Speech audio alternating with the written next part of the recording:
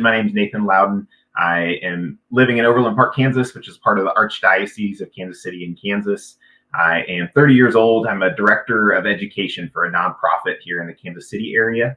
And so just to give some context a little bit about my vocation story and how I've kind of gotten to the High Calling program. If you were to find Nathan a year and a half ago, I was in my dream job that college Nathan said that's what you wanted.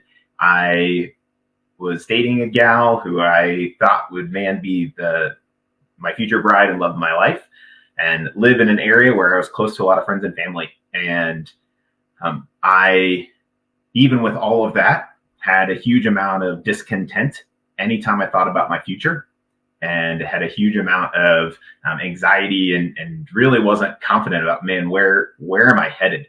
And as I started to slowly realize, it was because I hadn't really discerned well what my vocation with God and what he could be calling me to be. And so I, through a lot of prayer and visits with my vocations director, I walked into that office, and Father Dan Morris started to talk me really through what my opportunities look like and what discernment tools I could really be utilizing and enter into spiritual direction and all these other pieces. And one of the things he mentioned was the Higher Calling program. And I really thought to myself, I'm 30 years old. I know I don't want to go back to grad school unless it would be full time. I've never done an online course before. And as he and I talked more and more, I got a chance to visit with some of the guys who were a part of the Archdiocese of Kansas City and Kansas, who participated in the Higher Calling program before. I just felt really confident that this would be a really great discernment tool.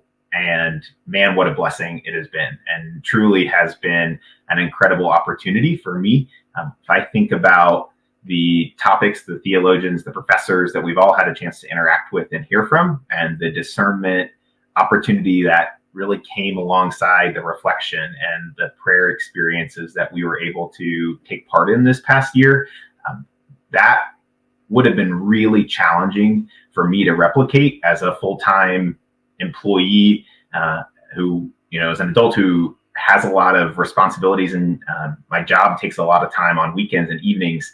And so, to be honest, one of the biggest blessings for me about this program has been its flexibility and its ability for me to make as many live lectures as possible, but the ability to hop onto those lectures and watch the stuff that was recorded, to work at my own pace, has been truly a huge blessing. And I have found that more so than maybe anything else, as the flexibility of schedule to work with an adult has been truly, truly incredible, and has been a big blessing for me. And I think about how challenging it would have been to hear some of these topics and to find some of this content without this program, and to hear from some of the incredible professors and theologians without this program. And I think my vocations director would have been really challenged with how many questions, how many topics, and how many times I would want to meet and maybe have conversations. And this has been a really great opportunity to discern with those in a community of men who are all in the same place and are all interested in doing the same thing. I mentioned I'm a director of education. I manage a learning management system myself. And so I know how expensive it is and how much time and effort it takes to staff it. And so I just can't say thanks enough for all of your generosity in helping make this happen for men like myself and the other men on this call, because we wouldn't be able to take part in this program and this learning management system to help facilitate making it happen without your all's support. So thank you so much again for being able to do that, and your willingness to do that, and all of your prayer and support for all of us who are taking part in the High Calling program this year.